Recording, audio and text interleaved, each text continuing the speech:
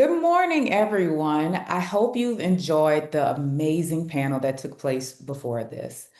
My name is Sadie Becknell. I'm the Government Affairs Director and General Counsel at the Louisiana Policy Institute for Children.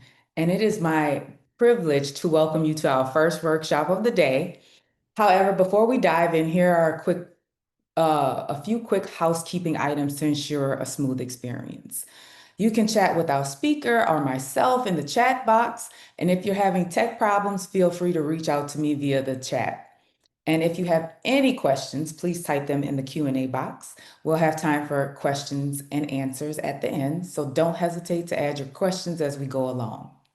So with that being said, let's get into our first exciting session. This morning, we are joined by Brittany Birkin.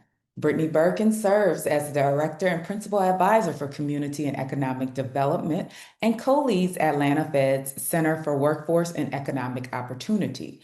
In this role, Birkin specializes in the identification of barriers and solutions to career advancement for low-income working families. Prior to joining the Atlanta Fed, she was a faculty member at the University of Florida's College of Education. She has also served as the director of Florida's Office of Early Learning and as the chief executive of Florida's Children's Council, the umbrella organization for children's service councils. And Birkin has also produced research used by business leaders and policymakers to develop strategies that improve economic outcomes for low-income working families with young children by fostering sustainable educational infrastructure for talent development. Birkin is also an affiliate of the University of Florida Anita Zucker Center for Excellence in Early Childhood Studies and is a member of Leadership Florida. Florida Trend has named her one of Florida's 500 most influential leaders in the years 2021 to 2024. She is a recipient of the Federal Reserve Board's 2023 Janet L. Yellen Award for Excellence in Community Development. She also holds a PhD from Florida State University. So let's dive into it. Brittany, we're ready to hear from you. You, Sadie, and this is so not at Sadie at all, but every time I hear my bio, I just think I really need to get busy rewriting it. One of these days I will. But in the meantime, it's such a pleasure to be with you all this morning to talk a bit about benefits cliffs and the potential impact they have on low-income working families. So to kick us off, I'd like to make sure that we have a level set and a common definition of benefits cliffs. So a benefit cliff occurs when a low-income working family who is accessing public assistance programs experiences a modest wage increase. And that wage increase can change their eligibility partially or completely to public assistance and actually leave them financially worse off because the value of that public assistance was greater than the value of their wage increase. And that is a benefits cliff. So, like to start with a true life story. As Sadie mentioned, I previously was the director of Florida's Office of Early Learning. And in that capacity, one of the programs was our childcare subsidy program. And I got a call from a parent one day who said, I was just offered a 10-cent an hour wage increase by my employer. And if I've done my math correctly, I'm going to lose eligibility to the childcare subsidy program. And we confirmed her math. And indeed, for that $200 a year in increased wages, she would have lost $9,000 in childcare subsidy for her two young children. And she said, what do I do? And I told her, I couldn't tell her what to do, but it stuck with me that that was an unconscionable decision that she was facing, choosing between career advancement and the household needs of her budget. So I joined the Atlanta Fed nearly 6 years ago when they were standing up their Advancing Careers Initiative. This was very much focused on better understanding benefits cliffs as a barrier to career advancement. Our executive vice president and director of research at that time was really looking at this. He's a labor economist, and he was wanting to understand what is this issue of benefits cliffs? How pervasive is it? Is it something that's known? And are there tools that can help provide information on benefits cliffs so that we can find mitigation strategies and solutions? And at that time, there really weren't any tools. And so this initiative was created. So, to set the stage for what I'm going to share with you all today, I like to start by talking a little bit about what we think about in terms of typical career pathways and advancement. So, what you see on the screen is a pretty, typical example of a healthcare pathway. You can become a certified nursing assistant at one level with education and training. You can advance and become a licensed practical nurse. With more education, you can become a registered nurse. And this is kind of how we think of potential career progression within a career pathway. But when we think of benefits cliffs and that potential, that straight shot trajectory is not always realized, which is part of what I'm going to share with you today. So, for the Atlanta Fed, when we think about benefits cliffs, we put it in the context of annual net financial resources. That is defined as income plus any public assistance received minus household expenses minus taxes. What's left over would be your net financial resources. So you can see on the chart on the screen that you have income increasing, and there are steady progressions of what the net financial resources would look like until there is a very steep cliff. And what the steep cliff represents is that in this scenario, this family was no better off at $49,000 income than they were at $14,000 income plus their public assistance. So that's what we mean when we talk about the financial shifts and how that can create disincentives to career advancement.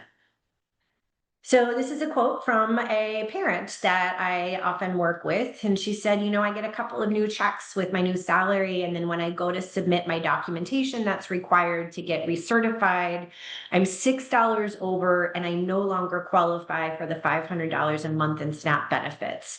So in essence, that $6 cost me $500. So as you can imagine, this has a considerable impact on workers. Very often we're asked, like, to what extent does this impact workers? Which workers? How many workers? And so you can see on the screen that in 2021, Alabama conducted a pulse survey of low-income working families and asked them, have you ever declined or delayed taking a new job or promotion because you were afraid you might lose a form of government assistance that you were receiving? And you can see that nearly 38% of the respondents indicated yes, they had, that it did change their behavior and their decision making because they were concerned or afraid of what it might do to their net financial resources. We know this also has a pretty considerable impact on the business community. I actually instigated the Florida Chamber of Commerce putting this question into their annual survey of HR directors. And they asked the same question, but of employers. Have you found that some employees are unwilling to accept jobs or increases because of concern of public assistance? And you can see that nearly 33% indicated yes, they had. So this is not inconsequential when we think about the impact to not just workers, but also to the business community. Ultimately, these short-term barriers called benefits cliffs can prevent the worker's realization of longer-term gains. So if you're going to feel the pressure to hold yourself back from career advancement, that might ultimately put you in a better position. That's a challenge for families in the ability to realize economic mobility and economic security. We also know if we can support families getting up and over benefits cliffs, there is a considerable return on investment. The example here on your screen is that of moving someone from minimum wage to a registered nurse. And you can see just one person in their lifetime moving from near minimum wage to a registered nurse would be $350,000 in taxpayer savings. So if you think about the multiplier effect, if we can help a number of families experience career advancement and economic mobility, there's potentially a huge return on investment. So I'm going to share a little bit about our tools that are created. I mentioned when the Atlanta Fed started studying this issue, we did a landscape analysis. And at the time, there really weren't any tools that provided information on when do cliffs occur, for whom do they occur, how do they vary based on geography and the cost of living in a given community, how do they vary based on family composition, how do they vary based on public assistance package? Not every family is, getting everything that they may be eligible for. So what does that mean, and how do you use that information to help clients make informed decisions about their career journey? So we have 3 tools in our suite. I'm going to show you 2 of them, but I'll briefly highlight the third. So the snapshot, which I'm going to show in just a few minutes, is a benefits cliff calculator that is designed to give a very quick amount of information between a coach and a, or if I were to get a wage increase, what is the potential change on my, public assistance and my net financial resources? Is this going to put me in a better position or a worse position? Our dashboard allows for actual career exploration and is designed within a system of thinking about career pathway and longer term change. And the planner, which I'm not going to show you today, does all of that. Plus, you can do some financial coaching as well. So if anyone's interested in more information, happy to follow up with you. So to set up the first tool that I'm going to show you, which is our Cliff dashboard, I want to introduce Simone to you. She is a single parent with 1 child that's 2 years old living in Baton Rouge. She wants to move into an in-demand occupation that allows her to move up the economic ladder. She currently receives assistance for food, housing, childcare, children's health insurance, and she does access various tax credits. So I'm going to show you some of the inputs for our Cliff dashboard. So you can see I put us in Louisiana and East Baton Rouge Parish. And as I said, Simone is a single parent and she's 25 and she has a 2-year-old. You also can select, our tools have all core public assistance programs and tax credits. So based on what Simone was accessing, you can see that I selected SNAP or food assistance, childcare subsidy, children's health insurance, and some tax credits. And she wants to and is interested in potentially becoming a licensed practical nurse. So I've made those selections. So let's look at the results. The first chart doesn't yet factor in public assistance, and it's take-home pay, which means after taxes. So if Simone were to stay in that near minimum wage, you can see the difference than if she were to go to school this year in 2025, and then in 2026 become a licensed practical nurse. That gray dashed line you see, if you're familiar with the United for Alice survival budget, we use that as our proxy for how much money would Simone need with a 2-year-old child in East Baton Rouge. And so you can see that becoming a licensed practical nurse puts her way closer to that line, but there's still a bit of a gap for a few years. So now let's look at public assistance. So if we were in the tool, you have a hover over feature that would actually let you see what each of the values are for these public assistance programs. On the left, you can see, what she would maintain if she moves into a licensed practical nurse position. On the right, near minimum wage, which you would expect if she has lower income for a longer period of time, she's going to have access to more public assistance for longer periods. So what does this mean for her net financial resources? So this is, I'll remind you, net financial resources is income plus public assistance minus taxes minus basic household expenses, what's left over. So that 0 dashed line is a really important line. That's the break-even line. So what we can see very quickly is for Simone moving into a licensed practical nurse, it's going to get her up over that break-even line, and she's going to remain there for the rest of her career. You also can see in 2028 and 2029, we see declines. Those are benefits cliffs that she is experiencing. And if we go back to this chart in the middle, you can see that in 2028, she is losing some eligibility to or she's losing eligibility to the Children's Health Insurance Program. In 2029, she's going to lose eligibility to the Child Care Subsidy Program. So that is what's causing that benefits cliff and that dip. And then she's going to slowly begin to recover in her net financial resources. So this can be really helpful for taking away the mystery of how public assistance changes as people are thinking about career advancement opportunities. Next, as I told you, I want to show you a little bit of our cliff snapshot, which is more like a benefits cliff calculator.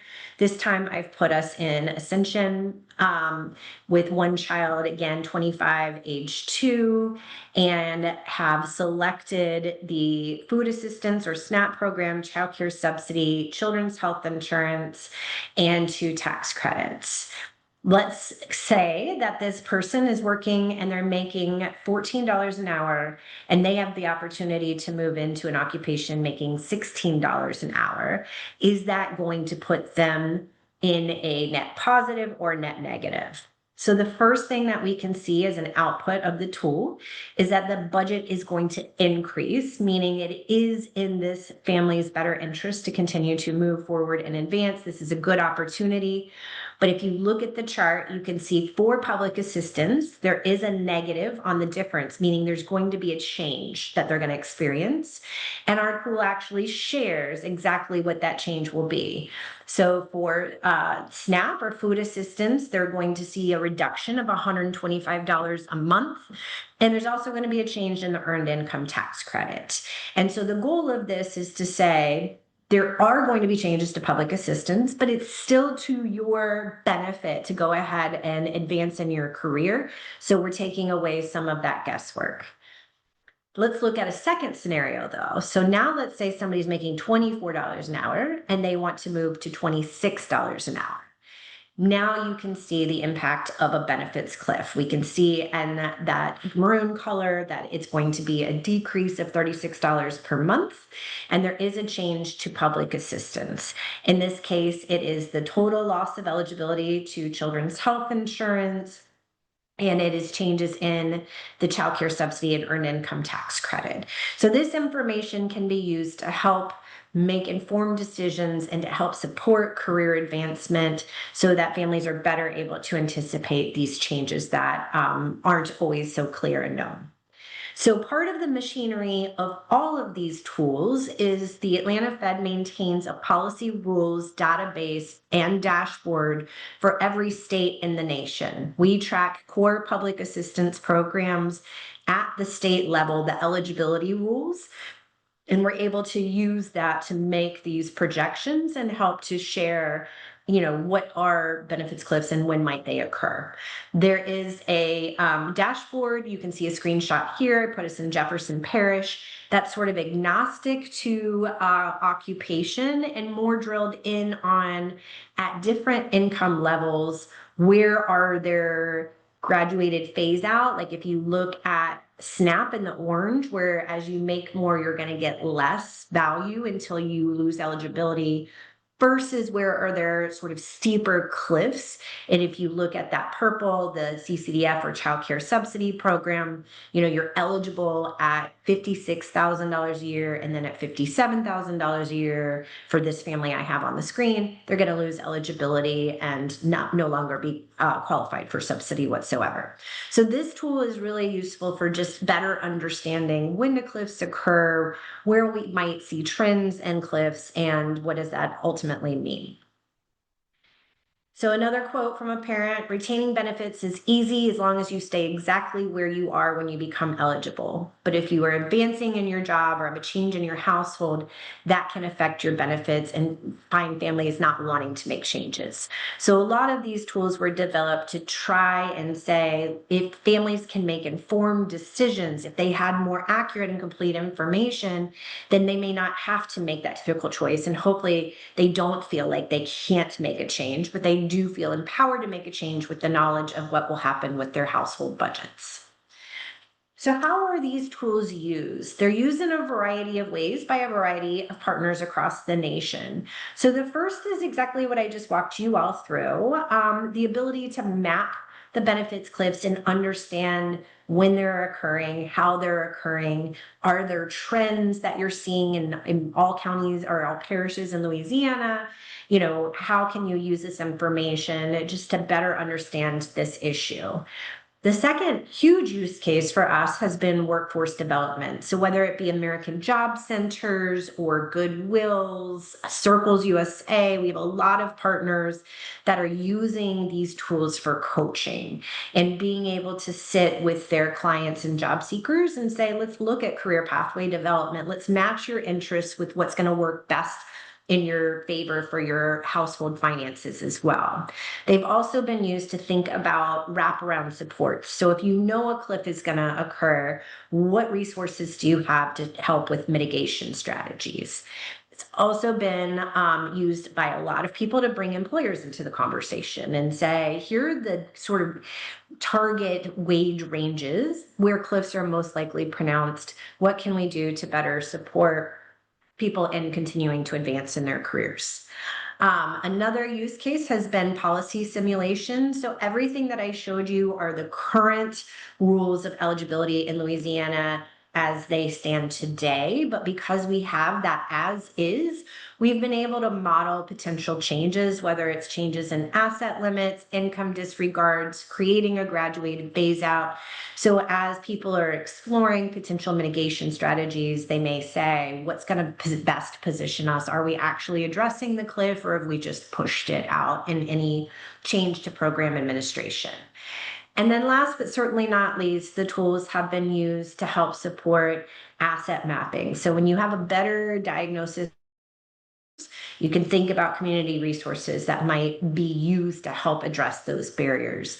And we've had a number of partners that have used these tools to help design an innovation pilot and help inform what are different strategies, what are, the biggest challenges and barriers, and then how do we have a plan and a pilot to try and change that and better support economic mobility.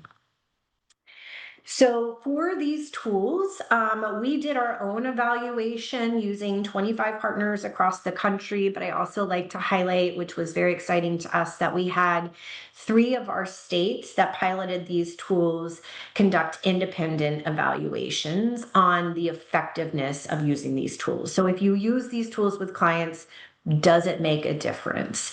And you can see in Connecticut, Florida, and Maine, in each of the evaluations, 75% or more of the clients served indicated that this tool really was helpful for their thinking about their career advancement opportunities. I won't read them aloud to you, but here are some direct quotes directly from pilot clients and coaches that really helped illustrate that this information was important for them thinking about education opportunities, continuing to move and advance in their careers, and from a coach being able to say that this tool really was very impactful and helpful to facilitating conversations about career advancement. So the tool's also been used or helpful for some state momentum. We're seeing a huge amount of momentum in the state level efforts to address mitigation cliffs. So just want to briefly highlight that we've had 17 different state legislatures at this point that have ordered the study of the benefits cliff issue. They've taken different approaches with this. I'll highlight, for example, that South Carolina actually created a workforce development task force, and their goal was to look at how to increase labor force participation. Within that, they did call for the explicit study of barriers like benefits cliffs to better understand where these challenges are occurring and potentially identify solutions at the state level. You can see that we have 14 states that are financially supporting pilot programs to mitigate cliff effects. On the next slide, I'm going to give you an example of one of those, so I'll hold on that. And then we've got a growing number of states that have actually begun to mandate the use of a cliff calculator in workforce settings. So to dive a little bit deeper, I'll first pick on my home state of Florida. So in 2024, legislation passed that creates case management for families that are transitioning off of TANF or cash assistance. And it actually requires local workforce boards to use the tools with clients to help them better understand what are their education and training opportunities, their job placement opportunities, what does that mean for changes in public assistance, and to support their career development. Florida also recognized that the childcare cliff was among the steepest cliffs in the state, and childcare subsidy eligibility at the federal level is, up to 85% of state median income. And so Florida actually created a supplementary program and put in state general revenue to take that up to 100% of state median income. And within that, what they did was they created a graduated phase out so that as families' earnings go up, they're paying more towards the cost of childcare, but it is still subsidized. So they've gotten rid of that hard cliff. A good example of a pilot and use of our tools to develop a pilot, the Department of Human Services in Washington, D.C., was working on homelessness prevention strategy.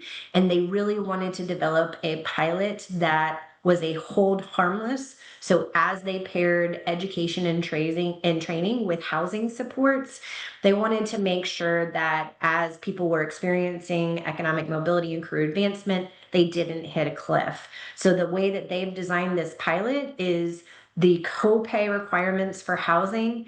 If a family is about to hit a cliff, they actually reduce their amount of shared rent towards housing. There's also a financial offset and putting money in escrow so that it can build and grow. So as families graduate from this 5-year pilot, they have the financial resources and savings they need to be able to address cliffs moving forward. And then last, I mentioned that some states have had state investment in actually piloting mitigation strategies. We'll highlight here that Tennessee in 2021, the Tennessee legislature created the TANF Opportunity Act and actually, directed the State Department of Human Services to put the money out to communities, nonprofits that were in the form of planning grants initially and then implementation grants, and that were to target and address different strategies for expediting economic mobility. One pilot in particular in Nashville and the 7 surrounding counties is designed to support economic mobility and address benefits cliffs. So they targeted 900 participants, paired workforce development, coaching, and education and training with these transitional benefits services. And it's a 3-year pilot. No formal findings released yet, but they are coming. But they have reported and shared anecdotally that their participants have had an average increase in earnings of $10,000 a year. So shows very promising early results of, putting in supplemental supports to help families, better positioning the ability for families to navigate cliffs and get up and over them. So I'm going to pause there. And Sadie, I think I saw a couple questions come in, and I want to make sure we have time for some exchange. So we'll pause there and see what those questions may have been. Great. Thank you so much, Brittany. Well, first and foremost, it was such great information you provided. So great that somebody asked, will the slide deck be provided to the guests of today's symposium?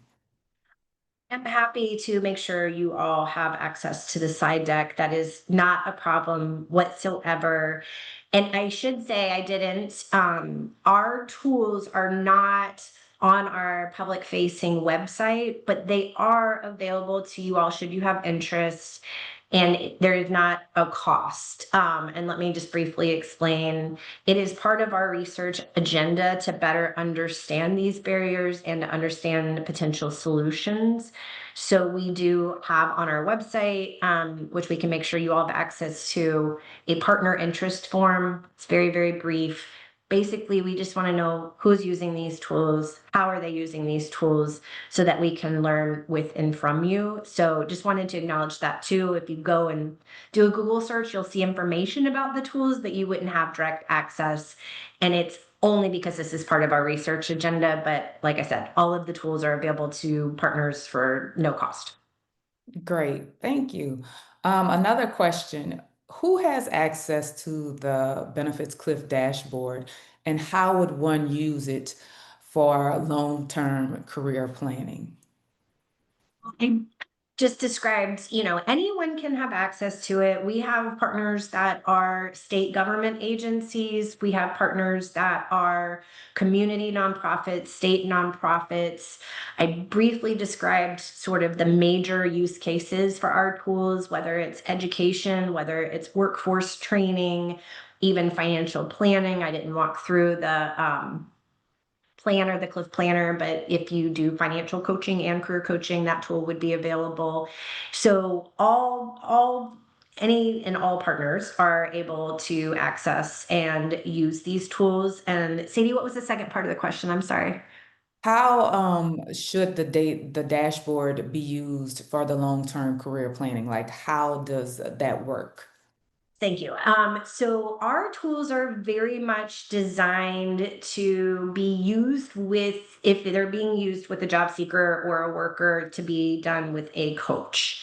And so we have online self-paced training modules on how to use our tools, all three of them, and one on core concepts. So what kind of vocabulary do you need to be comfortable using the tools and talking about the outputs and results? And so for a lot of our work, are the coaches that we partner with, it's part of their normal conversations. We've learned a lot about, you're asking sensitive questions. So first establishing a trusting relationship, it not being ideal to be the very first encounter with a client that you say, hey, what public assistance are you accessing, right? That can be personal information. And so the tools are designed as you're supporting someone with their career plan to be able to explore different career options, understand what that means and looks like. And the reason we really encourage there to be coaches is, let's say, I showed an example where there was a benefits cliff. Let's say that someone came in and they really, really were sure that they wanted to become, a specific occupation. I'll go with licensed practical nurse. And let's say the outcome was really pretty bleak. The goal and why we really encourage coaches is that then it's not just a shutdown and well, then, the conversation's over, but rather that there's this natural pivot that can occur to say, you're interested in the health industry. Let's look at other occupations and other training options and where that places you. And let's find one that, for where you are right now with your family's financial need and the age of your children, we can find something that's going to be a really good fit for you. So we put a lot of emphasis on, if the tools are going to be used in the coaching settings, making sure that, it's not, and that's the other reason it's not public facing, it's not designed for individual workers to navigate and self-navigate. The charts can be kind of complicated, and certainly we don't want to dissuade anyone from career advancement. So having those supported conversations become really incredibly important. And so to piggyback off of that question, all the states, the dashboard has data for all the states. That's something all 50 states would use in trying to advance someone and get them off the benefits cliff. An option for all 50 states. We do have partners in all 50 states at this point, but not necessarily statewide.